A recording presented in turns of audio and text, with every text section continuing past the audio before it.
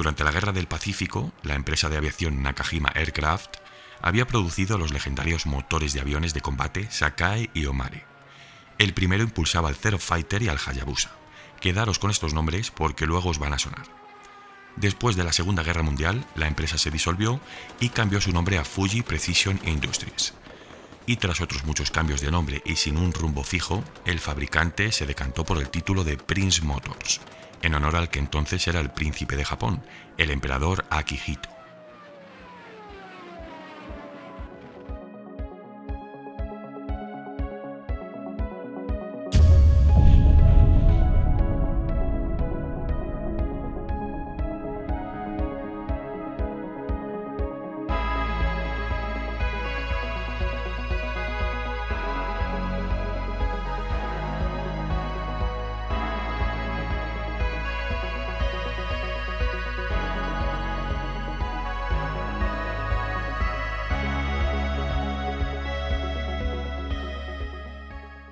Al final, Prince Motor Company terminó por encontrar su lugar, su última vocación, y fue dentro de las carreras, precisamente, las cuales se utilizaría como un medio para desarrollar la tecnología de sus vehículos y aparte como otra forma de elevar el perfil público de su empresa, algo que se convirtió en habitual en tiempos ulteriores en prácticamente todas las firmas.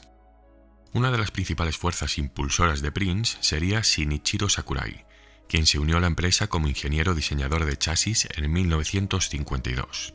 Sakurai fue una persona muy especial dentro de este sector. Era un hombre que se caracterizaba por afirmar cosas como que el Skyline era su alter ego, y es por eso que mucha gente dentro de Nissan le llamaba señor Skyline.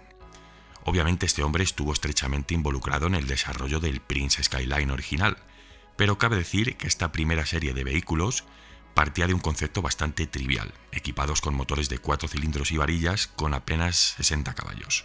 No eran nada deportivos.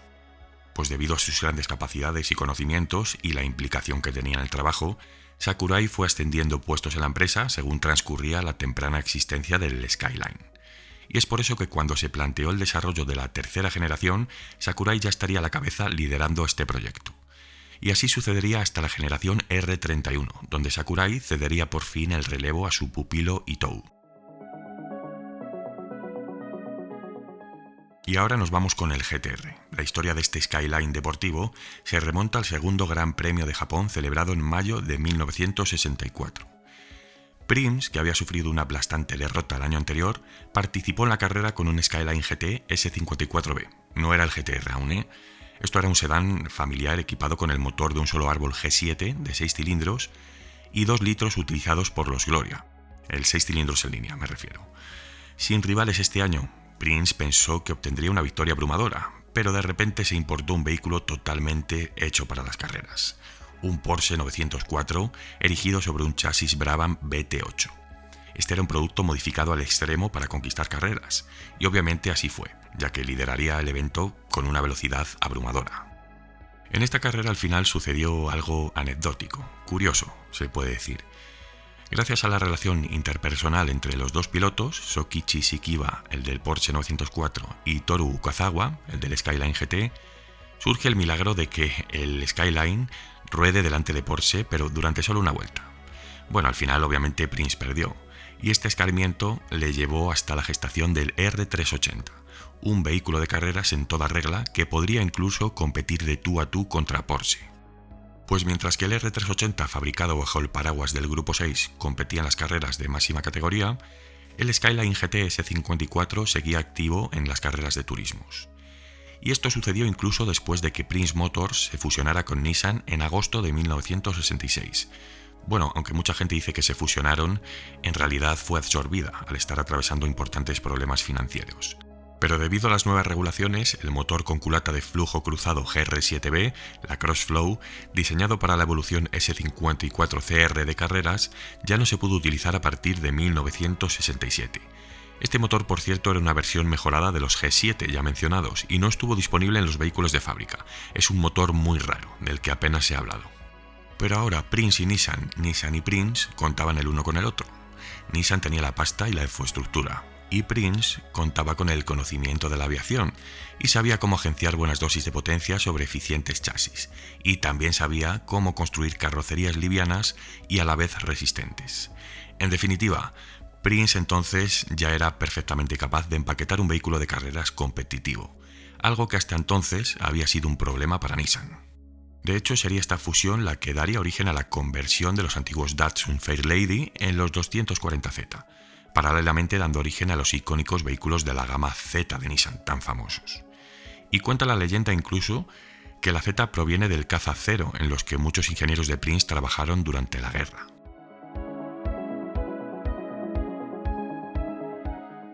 En este punto, tras perder con los Toyota 1600 GT, en 1968 se decide utilizar el motor GR8B, una versión descafeinada del GR8, que había estado utilizando el R380 que hemos mencionado hace un momento. Ahora nace el bloque S20, un producto que sí estaría ensamblado en las unidades comerciales de Nissan y que estaría basado en el GR8B. Ciertamente no era un motor tan pura sangre y con unos atributos deportivos tan definidos como el GR8B, pero era un motoraco en toda regla, una máquina. Y teniendo ahora este nuevo Stray-Six legendario, en diciembre del 68, la división deportiva de Nissan, entonces conocida como Pama Works, comienza a trazar los planos de un nuevo turismo de competición. Este debía ser capaz de adaptarse y de sacarle todo el partido al nuevo S20 de 24 válvulas, el cual enviaría toda su potencia al tren trasero.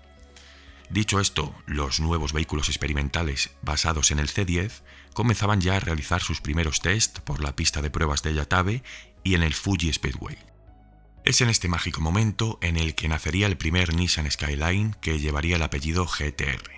Al mismo tiempo que el bloque S20, esta versión había sido gestada por Prince en su centro de investigación y desarrollo de Okikubo, en Tokio.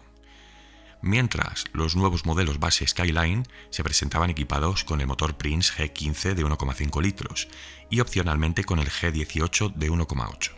Pero el modelo deportivo inicial, el 2000 GT, se propulsaría a través del motor Prince G7 de 6 cilindros en línea hasta septiembre del 71, donde pasaría a denominarse como 2000 GTX y a presentar los bloques L20 SU, también armados en los Datsun 510 y 240Z.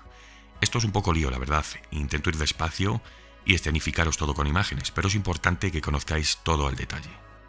Al final, en febrero de 1969, por fin saldría al mercado el primer Skyline GTR, codificado ahora como PGC10. Fue un debut espectacular, la verdad, no solo por el impacto técnico y mediático que causó este automóvil, sino por el precio estratosférico con el que fue tasado. Nada menos que 1,5 millones de yenes de la época, una cifra que, traducida al valor actual, equivaldría a lo que cuesta comprar un GTR R35. Unos 140.000 euros, sin ser la versión Nismo, ojo. A esto hay que añadirle que era un coche que prescindía de todo lujo y concesión al conductor.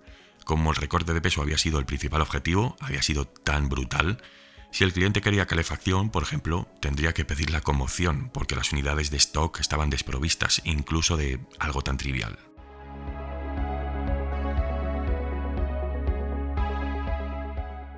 Pues tras finalizar los primeros test, el Hakosuka fue puesto a competir inmediatamente. Y os cuento lo de este apodo. Bueno, sabréis que llevamos toda la vida llamándole Hakosuka, pero realmente eso está mal dicho. En japonés sería algo así como Hakosuka. Así que, bueno, vamos a intentar para ilustrar en el vídeo pronunciarle bien, aunque luego sigamos entre nosotros coloquialmente llamándole Hakosuka. Pues como sabréis, este coche era conocido por este apodo, que traducido al japonés sería algo así como caja Skyline. No tiene mucho sentido, pero bueno. Hako es caja y Suka es la abreviatura de Sukairain, el tipo de carreras de montaña de las que el modelo tomaba su nombre original, Skyline. Y retomando las carreras, este guerrero debutaba en el GAF Grand Prix de 1969 el 1 de mayo. Importante puntualizar que inicialmente todos estos chasis presentaban carrocerías de 5 puertas. No sería hasta octubre de 1970 que llegaría la versión coupé KPGC10, reduciendo su peso en 20 kilos. Luego entramos al detalle con las carrocerías.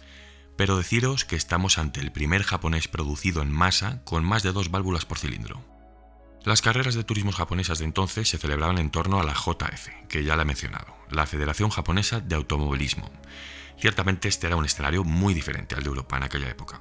Las parrillas estaban formadas casi en un 100% por vehículos nacionales, como los Isuzu Velvet, por ejemplo, o también modelos de la clase inferior con motores incluso de 700 centímetros cúbicos. No prevalecían los enormes motores como en Norteamérica.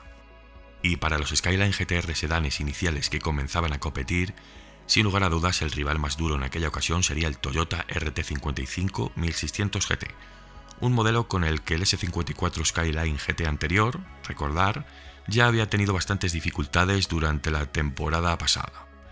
Pero ahora, aunque Nissan contaba con un vehículo superior, inesperadamente el reglamento lastraría toda esta ventaja. Fijaros qué curioso y raro a la vez. Pero la normativa, en este caso, no permitía que los pilotos que contaran con experiencia y un historial pasado en anteriores GP corriesen en estas carreras. Se ve que no querían pilotos experimentados. Esto significó que Nissan no podría alinear un equipo de pilotos oficiales con experiencia, con dotes en las carreras. Tendría que conformarse con los aspirantes disponibles con apenas habilidades todavía desarrolladas. Y claro, aquellos coches no son como los de ahora, que te lo hacen todo solo, y cualquier chaval que en 2 meses practique un poco te hace tiempos. Aquello era pura era analógica.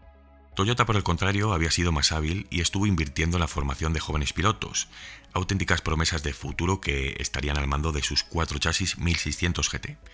Y obviamente esto se tradujo en que durante la primera carrera los Toyota se pondrían por delante de los GTR fugazmente. A este factor negativo se le añadía la impaciencia que había mostrado Nissan por ponerse a competir. Los nuevos GTR aún no estaban debidamente sintonizados y tenían muchos puntos por pulir. El peso, por ejemplo, era uno de ellos, ya que aún tenían un margen de 40 kilos que no sé por qué no aprovecharon en su día. La relación de la caja de cambios era ciertamente un desastre para este tipo de eventos. Y finalmente existieron problemas de refrigeración a medida que las temperaturas ambientes eran más elevadas. Cuando se pulieron por fin todos estos aspectos, la racha de victorias del nuevo GTR comenzó a despegar. Es ahora cuando justo entra en escena la ya mencionada versión coupé que os comentaba antes. El código interno cambiaba a KPGC10, la batalla se reducía en 7 centímetros y la altura en 1,5. Con esto se trataba de compensar la falta de rigidez que provocaba la eliminación del pilar B presentado en las versiones de 5 puertas. A partir de este punto, todos los Nissan dotados de las siglas GTR siempre fueron versiones coupé.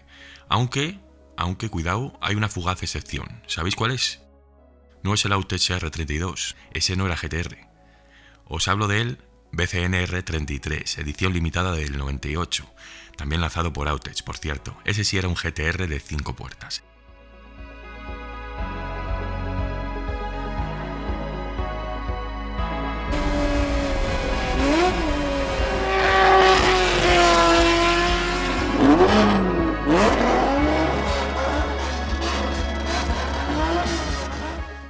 Sobre la nueva versión coupé se comenzaron las primeras pruebas, y aunque ciertamente era algo que se esperaba en Nissan, les sorprendió gratamente que la diferencia de rendimiento fuese tan notable con respecto a los primeros sedán.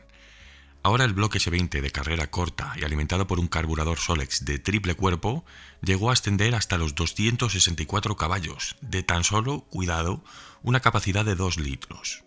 Esto, sumado a la reducción de peso, convertían a este coupé en la nueva máquina de Japón. Además, la nueva aerodinámica delantera también resolvía los problemas de subviraje provocados por la elevación del morro en la versión anterior. Pero en esta etapa del modelo hay que también matizar algo, no todo fue brillo y luz. Durante todo el periodo de evolución de este GTR, otras fuerzas como Mazda no habían estado dormidas, habían estado haciendo lo propio de forma paralela. El poder rotativo se había implantado en modelos como los Familia R100, el Capella RX2 y finalmente en el Savannah, que acopiaron todos brillantes victorias en su clase, por cierto, y ahora, como no, amenazaban a Nissan.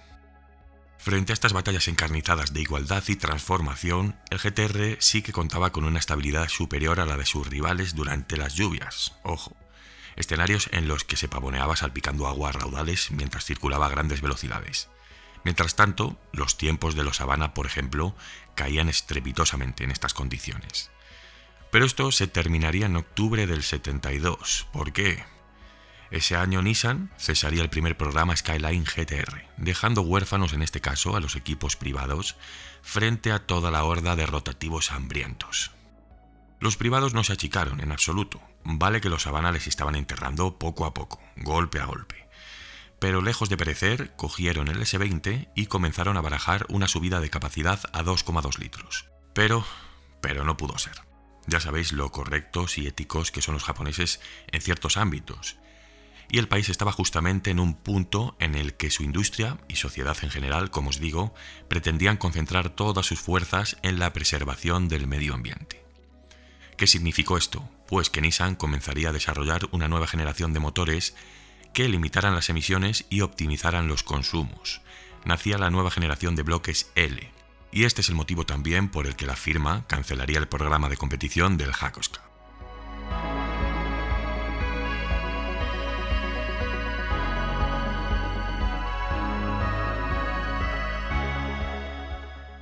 Bueno, Hakosuka, como queráis llamarle. Llegó a ganar hasta 52 carreras de turismos nacionales, convirtiéndose así en el modelo más potente y famoso producido en el país del sol naciente, en su época. Además, su corazón también alcanzó el estatus de motor más célebre y valioso de todos los automóviles japoneses de aquel entonces, y de hoy en día incluso. La verdad que estos motores S20 cuestan actualmente una fortuna, una barbaridad, incluso en Japón, Puedes hacerte con un RB26D por muchísimo menos dinero, vamos, que si te vas a un S20. De hecho, estos bloques, cuando ha habido alguno en venta, en clasificados, que entre esta gente se suelen conocer bastante, tienen bastante trato, alguno de los vendedores ha llegado a tener listas de espera de años, Cuidado. Sin duda para mí, me atrevería a decir que este es el Strike 6 con el mejor sonido de la historia. ¿Vosotros qué opináis? Tengo en la recámara otro GTR para traerlo pronto al canal. Quería hablar de unos chasis concretos que compitieron, pero al final creo que voy a globalizar la versión un poco.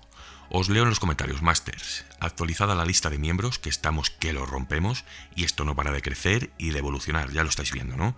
Así que seguimos poniendo el trabajo diario para mejorar sin límites, para traeros cada vez mejores vídeos y mejor contenido. Ya sabéis, mover todo para que llegue a más gente y que sigamos creciendo, y nos vemos el domingo que viene. Seguimos hablando de motores el domingo. Os va a encantar, os lo aseguro,